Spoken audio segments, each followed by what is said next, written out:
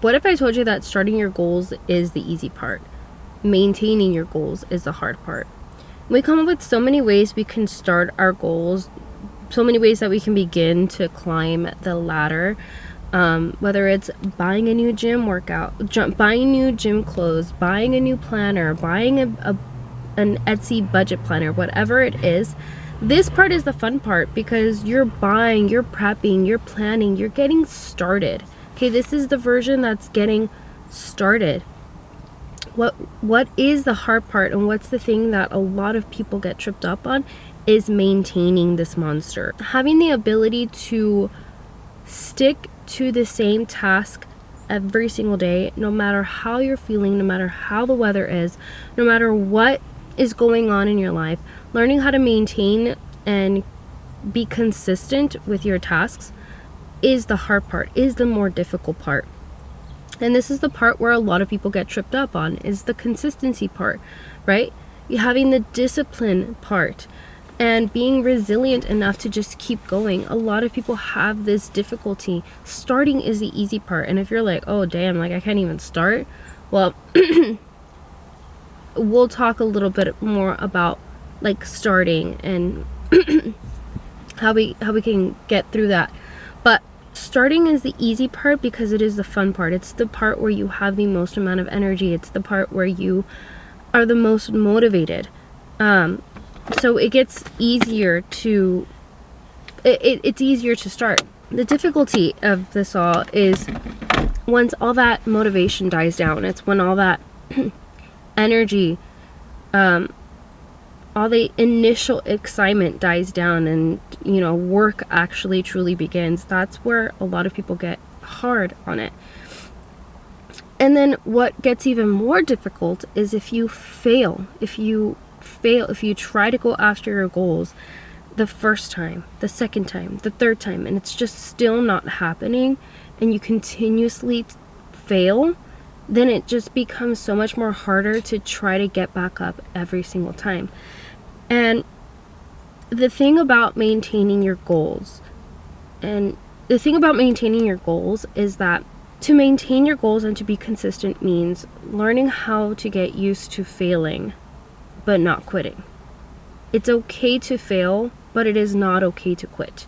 Because failing obviously teaches us what obviously didn't work and what we can do to change that. How can we learn from this? How can we improve from this? How can we get it right next time? It is so important to fail. What is not going to happen is we're not going to quit, because quitting means you're completely throwing in your goals, you're completely throwing in your wish in your life, your future life, and just saying that the strategy that you used was it, and then like you're never going to try it again. It's an all or nothing mentality. Just imagine running a marathon and you trip and you're like, oh, gotta start from the beginning again. Oh, I quit. I throw in the towel because I tripped and I fell. Imagine running a marathon and doing that. Like, no, it just doesn't make sense. If you trip and you fall, if you fail, it doesn't mean you need to quit. It means that you need to get back up, and we need to figure out what it is that we're not doing right. We're going to learn to tackle the real problem, which is learning to fail, and how to be okay with it. So, if you guys are new here, my name is Geraldi, and I make videos about goal setting, productivity, and procrastination.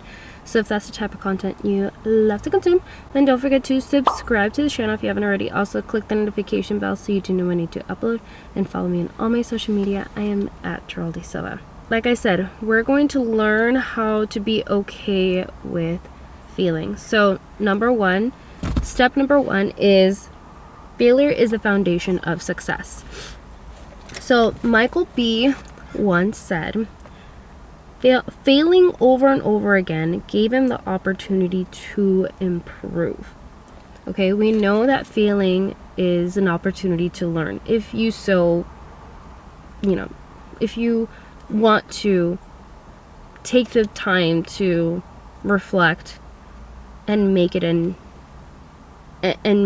a learning opportunity, failing is an opportunity to improve, to learn.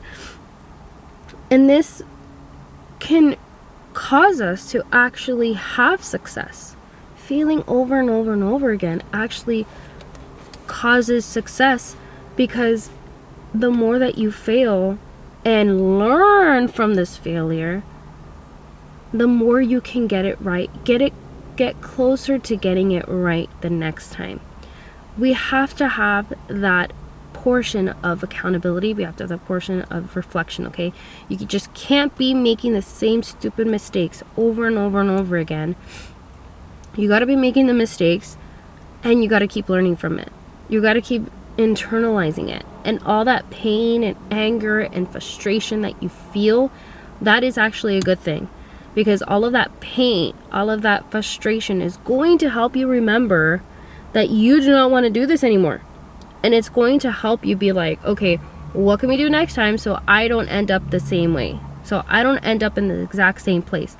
Think of it as you dating a boyfriend, okay? If you did a boyfriend and he's an absolute crap to you, let's say you're naive, and he treats you like absolute crap, and you break up with him, do you think you're going to go back to the same type of man? Well, if you've learned your lesson, then the answer is no. You'll know what red flags to look out for when you date again. You know what you're not wanting from a partner. You know what you're looking for at this point. You know what your green flags are. You know what your red flags are. But if you didn't learn your lesson, then guess what? You're going to end up dating the same man over and over and over again until you learn your lesson, because you're not taking the time to learn. So it's the same thing when we're looking to learn from our mistakes when it comes to our goals.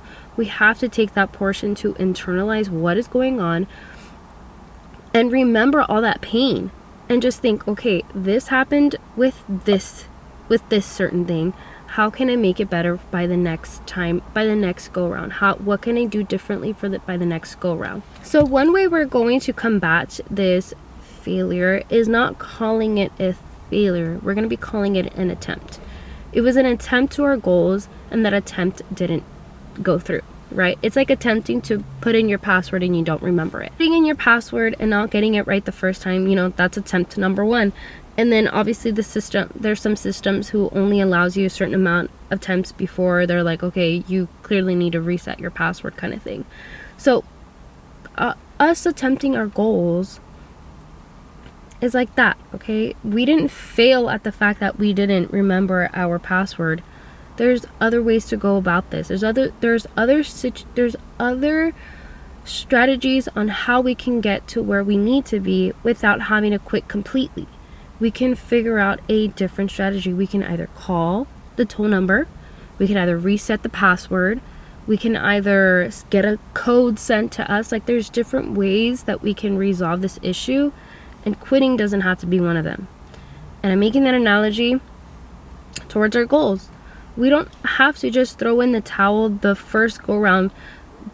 We don't have to throw in the towel if you've been consistently going to the gym and you're not losing the weight that you want to. That maybe there's some sort of food that's causing you to hold on to your weight,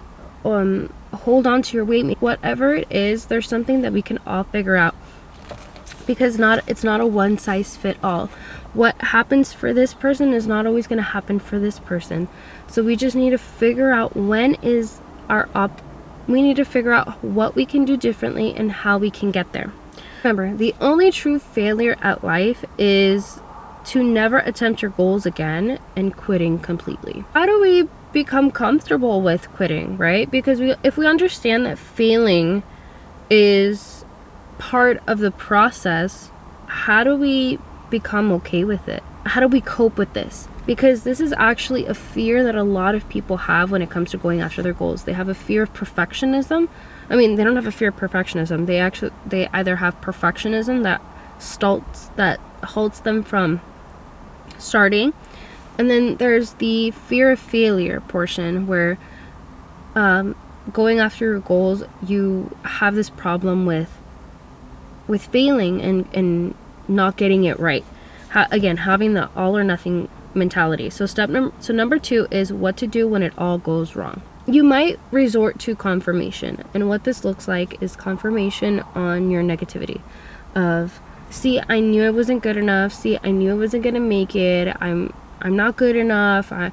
I'm not smart enough, I am not business minded enough, I didn't have enough money, blah blah blah. Like you confirm all of these negative overthinking thoughts and you resort to those things. When it all goes wrong, this is not a chance for you to beat yourself up for it. This is your chance to be logical with what went wrong and start being strategic by doing a process of elimination. So you got to ask yourself these questions of, were you actually trying, or did you just have high expectations with little input? Were you trying something new? Was this your first time you've ever tried this? Or if you could do this again, what would you do differently? This is when everything goes wrong, when you have attempted something and the worst possible scenario actually happens. Or let's say you attempt at something new and it didn't work out. This isn't a chance for you to confirm all of these negative thoughts, because in reality, all of those negative thoughts don't really matter if at the end of the day you still want what you want. If you still want to have a banging body by summer, if by the end of the day you still want to have straight A's, by the end of the day you still want to have the most loving relationship, if by the end of the day you still want to own a home, like, none of those negative thoughts should even matter at that point, because it's just never going to change what you truly want in your heart. You can tell yourself all the negative things, but the one thing that's never going to be different is what you wish for, what you truly want. So what I want you to do is I want you to start that process of elimination. If everything goes wrong, don't beat yourself up for it and start being logical. Don't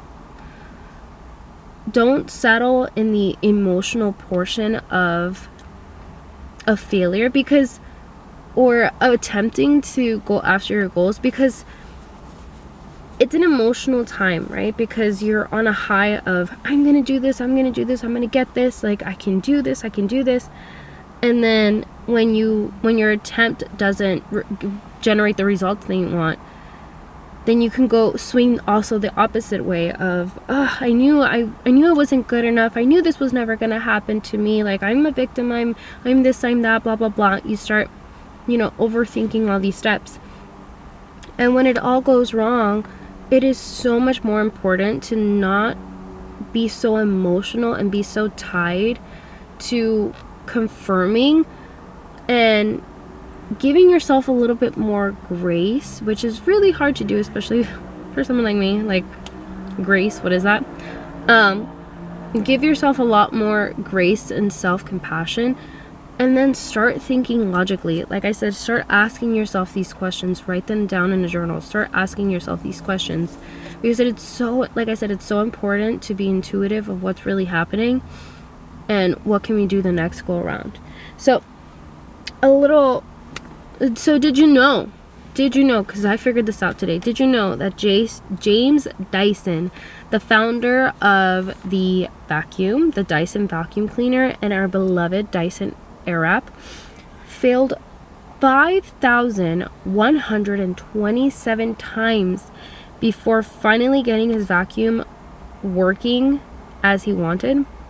You know how long it took him to get to a place where his vacuum was working? 15 years. 15 years. Imagine working at something for 15 years.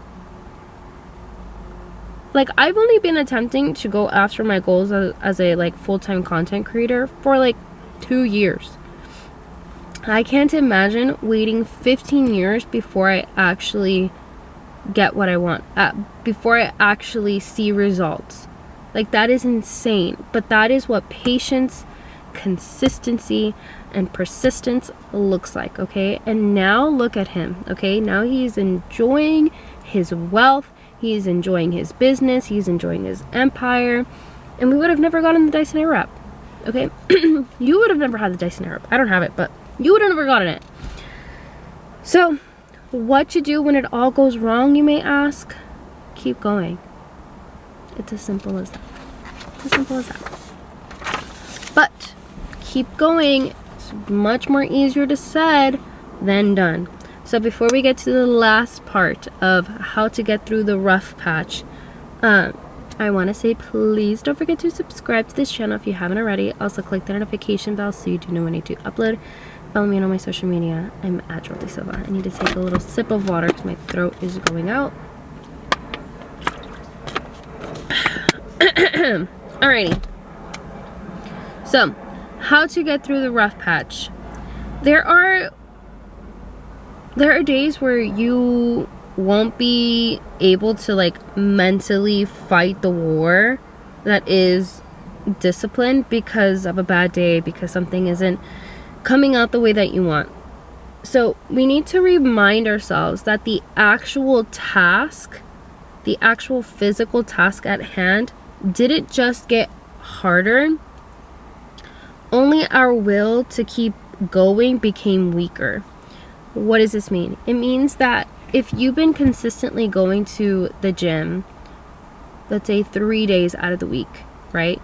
You've been consistently going 3 days out of the week. You've been doing the same thing over and over again. And let's say just one day, you're just like, ugh, I don't want to go to the gym. I don't feel like it. Like, going to the gym is like too hard for me. I just don't like it, blah, blah, blah.